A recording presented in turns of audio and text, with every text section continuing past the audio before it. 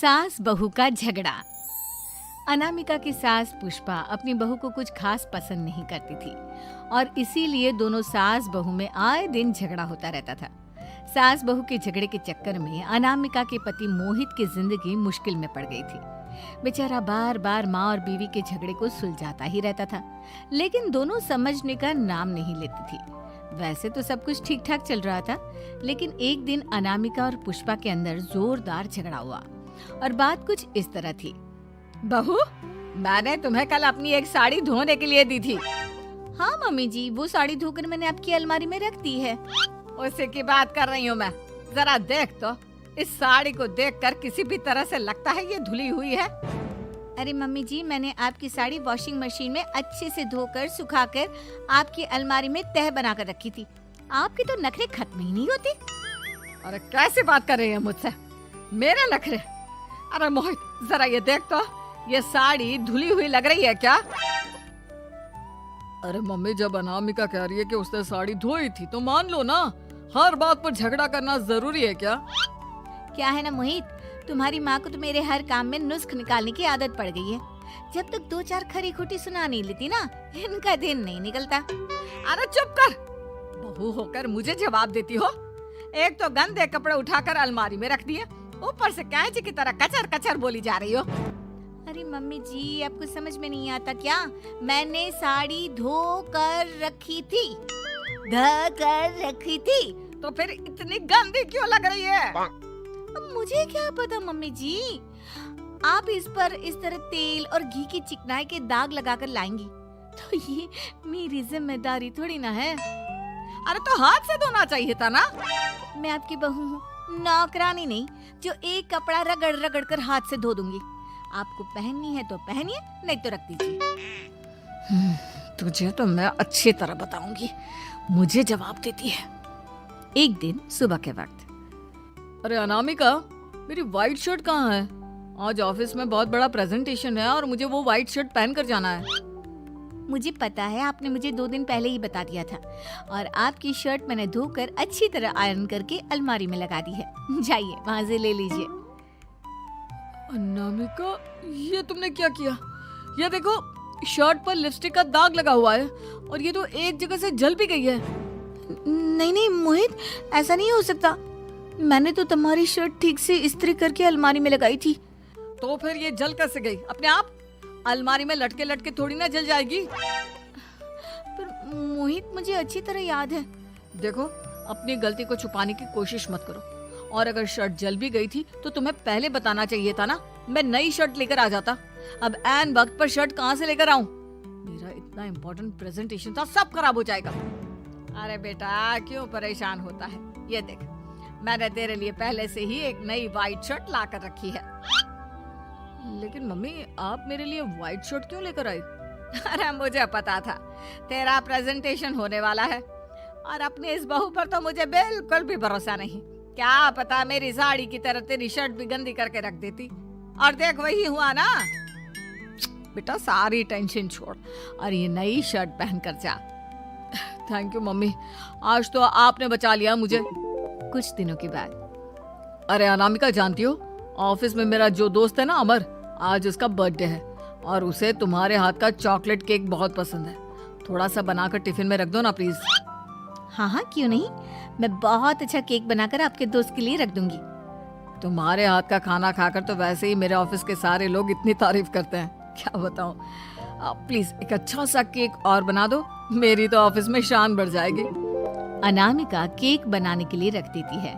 पुष्पा चुपचाप जाकर उस पे ढेर सारा नमक डाल देती है। देख अमर, तेरी भाभी ने तेरे लिए चॉकलेट केक बनाकर भेजा है, तुझे बहुत पसंद है ना? यार, तू बहुत किस्मत वाला है, भाभी इतना अच्छा खाना बनाती है और साथ में केक भी। वैसे भाभी को थैंक यू बोलना। थैंक यू बाद में, पहले तो ये केक खा कर देख। बहुत मेहनत से बनाया है अनामिका ने।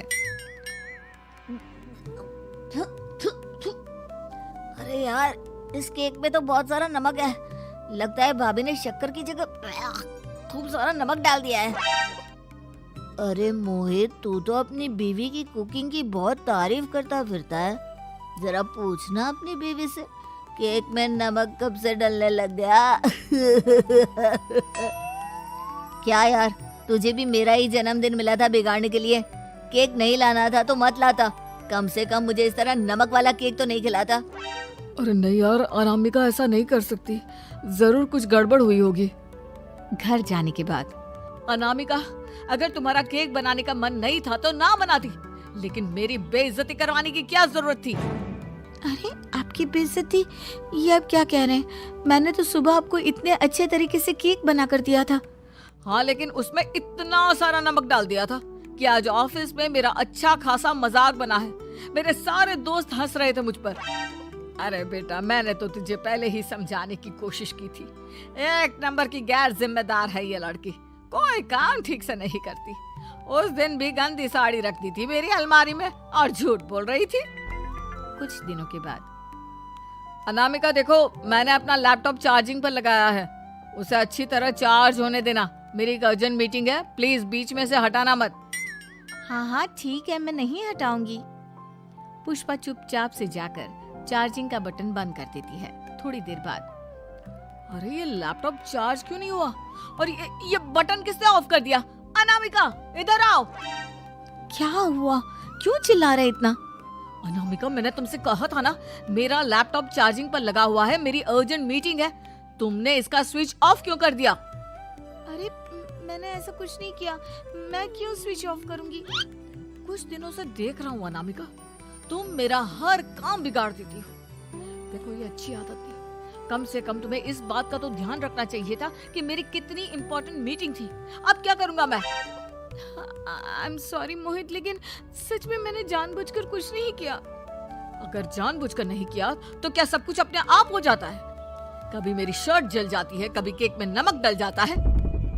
आप मेरी बात क्यों नहीं सुनते? मैंने जानबूझकर कुछ नहीं किया। फिर से वही बात। अरे कितनी बार तुम्हें समझा चुका हूँ, इस तरह मेरा काम बार बार मत बिगाड़ा करो। तुम जानती हो मुझे कितनी प्रॉब्लम होती है।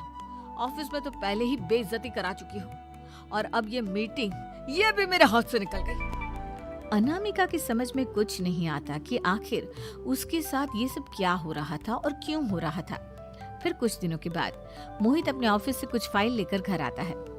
अनामिका, ये कुछ फाइलें हैं, इन्हें संभाल कर रख दो। और प्लीज इस बार ध्यान से, कोई गड़बड़ी नहीं होनी चाहिए। नहीं मोहित, कोई गड़बड़ी नहीं होगी। मैं सारी फाइल्स अलमारी में लॉक करके रखूंगी और चाबी अपने पास रखूंगी। अनामिका, जरा अलमारी की चाबी तो देना। क्यों मम्मी जी, आपको क्या काम है? उसमें मोहित की जरूरी फाइल रखी है और मैं नहीं चाहती कि इस बार कोई भी गड़बड़ हो। पता नहीं कुछ दिनों से हर काम खराब हो जाता है। अरे मुझे उसमें से पैसे निकालने हैं और उसके बाद ले लेना अपनी चाबी। मैं खा नहीं जाऊंगी तुम्हारे पति की फाइल। अनामिका को अपनी सास पर शक होता है। चाबी देने के बाद वो चुपचाप छुपकर अपनी सास की हरकत देखती है। ये फाइलें उठाकर डस्टबिन में डाल देती हूँ, फिर देखना कैसे मोहित इसकी खबर लेगा। इस बार तो छोड़ेगा नहीं इसे।